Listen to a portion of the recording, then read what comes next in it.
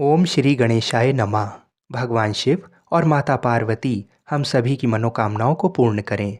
आइए भगवान शिव और माता पार्वती के चरणों का ध्यान करते हुए आज के भाग की शिव महापुराण की कथा को सुनते हैं। ब्रह्मा जी नारद जी से कहते हैं, देवर्षे, एक समय उस आनंद वन में रमण करते हुए शिवा और शिव के मन में ये इच्छा हुई कि किसी दूसरे पुरुष की भी सृष्टि करनी चाहिए, जिस पर यह सृष्टि संचालन का महान भार रखकर हम दोनों केवल काशी में रहकर इच्छा अनुसार विचरें और निर्वाण धारण करें। वही पुरुष हमारे अनुग्रह से सदा सबकी सृष्टि करे, पालन करे और वही अंत में सबका संहार भी करे। ये चित्त एक समुद्र के समान है। इसमें चिंता की उत्ताल तरंगे उठ उठकर इसे चंचल बनाए रहती हैं। इसमें सत्व गुण रूपी रत्न, तमोगुण रूपी ग्रह और रजोगुण रूपी मूंगे भरे हुए हैं। इस विशाल चित्र समुद्र को संकुचित करके हम दोनों उस पुरुष के प्रसाद से आनंद कानन काशी में सुखपूर्वक निवास करें। ये आनंदवन वह स्थान है जहाँ हमारी मनोवृत्ति सब ओर से सिमटकर इसी में लगी हुई है तथा जिसके बाहर का जगत चिंता से आतुर प्रतीत होता है। ऐसा निश्चय करके शक्ति सहित सर्वव्यापी परमेश्वर शिव ने अपने वाम भाग के 10वें अंग पर अमृत मल दिया। फिर तो वहां से एक पुरुष प्रकट हुआ जो तीनों लोकों में सबसे अधिक सुंदर था। वह शांत था, उसमें सत्व गुण की अधिकता थी तथा वह गंभीरता का अथाह सागर था। मुने, क्षमा नामक गुण से युक्त उस पुरुष के लिए ढूंढने पर भी कहीं कोई उपमा नहीं मिलती। उसकी कांति इंद्रनील मणि के समान श्याम थी। उसके अंग अंग से दिव्य शोभा छिटक रही थी और नेत्र प्रफुल्ल कमल के समान शोभा पा रहे थे।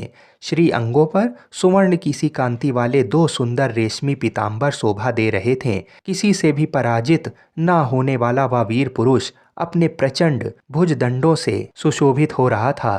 तदनंतर उस पुरुष ने परमेश्वर शिव को प्रणाम करके कहा, स्वामिन, मेरे नाम निश्चित कीजिए और काम बताइए।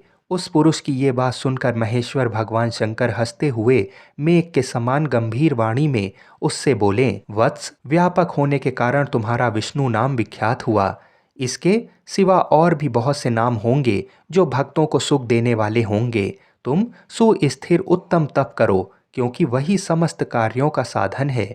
ऐसा कहकर भगवान शिव ने श्वास मार्ग से श्री विष्णु को वेदों का ज्ञान प्रदान किया।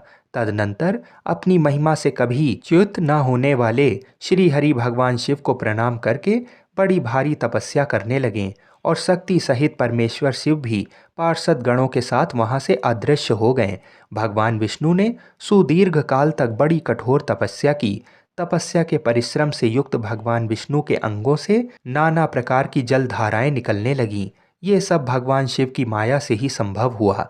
महामुने, उस जल से सारा सूना आकाश व्याप्त हो गया। वह ब्रह्मरूप जल अपने स्पर्श मात्र से सब पापों का नाश करने वाला सिद्ध हुआ। उस समय थके हुए परम पुरुष विष्णु ने स्वयं उस जल में शयन किया। वे दीर्घ काल तक बड़ी प्रसन्नता के साथ उसमें रहें। नार अर्थात जल में शयन करने के कारण ही उनका नारायण ये श्रुति सम्मत नाम प्रसिद्ध हुआ। उस समय उन परम पुरुष नारायण के सिवा दूसरा कोई प्राकृत वस्तु नहीं थी। उसके बाद ही उन महात्मा नारायण देव से यथा समय सभी तत्व प्रकट हुए। महामते, विद्वन, मैं उन तत्वों की उत्पत्ति का प्रकार बता रहा हूँ। सुनो। प्रकृति से महतत्व प्रकट हुआ और महतत्व से तीनों गुण। इन गुणों के भेद से ही त्रिविध अहंकार की उत्पत्ति हुई। अहंकार से 5 तन्मात्राएं हुई और उन तन्मात्राओं से 5 भूत प्रकट हुए। उसी समय ज्ञानेंद्रियों और कर्मेंद्रियों का भी प्रादुर्भाव हुआ। मुनि श्रेष्ठ, इस प्रकार मैंने तुम्हें तत्वों की संख्या बताई है। इनमें से पुरुष को छोड़कर शेष सारे तत्व प्रकृति से प्रकट हुए हैं, इसलिए सब के सब जड़ हैं। तत्वों की संख्या 24 है। उस समय एकाकार हुए 24 तत्वों को ग्रहण करके वे परम पुरुष नारायण भगवान शिव की इच्छा से उस समय एकाकार हुए 24 तत्वों को ग्रहण करके वे परम पुरुष नारायण भगवान शिव की इच्छा से ब्रह्म रूप जल में सो गए। इस प्रकार से 6ठे अध्याय का यहीं पर समापन हुआ। आगे की कथा को सुनने के लिए हमारे चैनल को अवश्य सब्सक्राइब करें। हर हर महादेव।